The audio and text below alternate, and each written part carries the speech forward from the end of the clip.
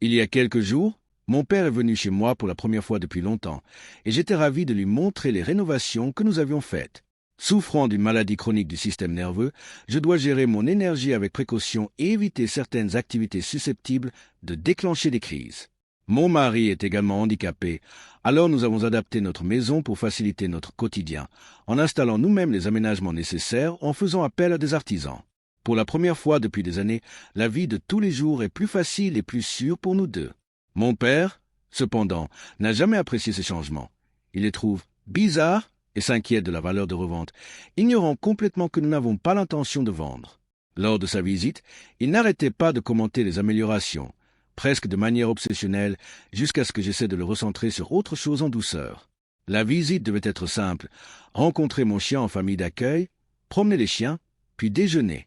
Mais lorsque je me suis absenté un instant, je l'ai trouvé en train d'arracher un aménagement du mur de la cuisine.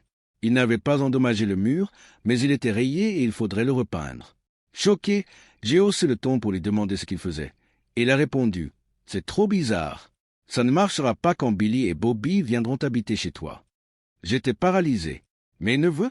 Mon père parlait comme si j'avais accepté qu'ils vivent avec moi, ce qui n'était jamais le cas et que je n'accepterai jamais.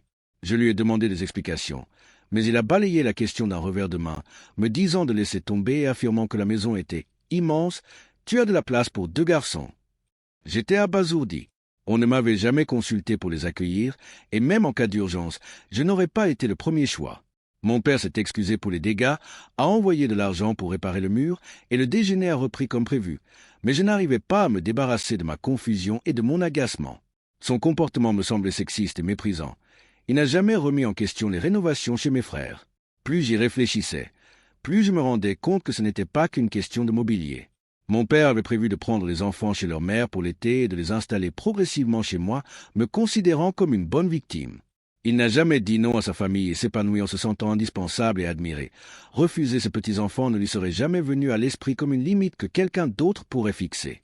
Quand j'en ai parlé à mon frère, il était sincèrement choqué.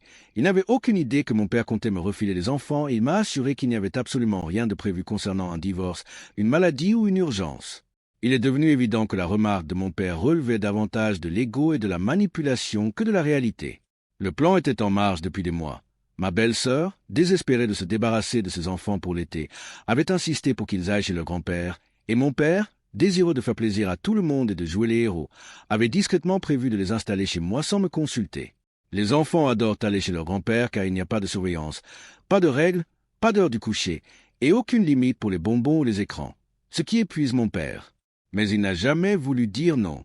Je savais qu'il pensait pouvoir me manipuler, mais j'ai changé. Je ne suis plus comme ça.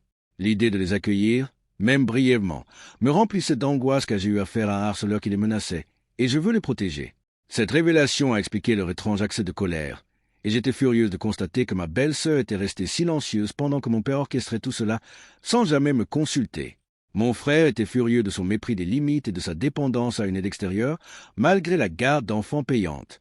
Nous avons tous constaté le besoin obsessionnel de mon père de contrôler la famille et de maintenir le statu quo, même si celui-ci devenait de plus en plus absurde. Cet incident m'a profondément frustré, non seulement à cause de leur manigance, mais aussi à cause des heures perdues à m'inquiéter de savoir si mon père perdait la raison, pour finalement découvrir qu'il s'agissait d'un mélange d'orgueil, d'égocentrisme et d'un mépris habituel des limites. Le schéma de manipulation et d'obsession de mon père pour le rôle de héros, ancré depuis toujours, s'est heurté à mes nouvelles limites et à ma prise de conscience, révélant son incapacité à reconnaître que ses plans étaient inappropriés et dangereux. Par le passé, une triangulation similaire avait provoqué des conflits avec mon frère, comme lorsqu'il avait essayé de me faire aller chercher ses enfants tous les jours sous prétexte d'aider la famille, créant un ressentiment qui a mis des années à s'apaiser. Cette fois-ci, le stratagème était bien plus scandaleux. Des séjours sans surveillance pour mes neveux tout l'été, une idée de ma belle-sœur, soutenue par mon père, qui pensait pouvoir gérer la situation par son charme et sa manipulation. Mais la réalité était tout autre. Je gère des entreprises depuis chez moi, je ne peux pas accueillir les enfants en toute sécurité, et ni mon frère ni moi n'y aurions jamais consenti.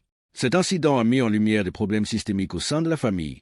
Les manœuvres incessantes de ma belle-sœur pour se débarrasser de ses enfants, le refus de mon père d'accepter des limites et les conséquences néfastes des choix parentaux passés sur mon frère, moi-même et les enfants.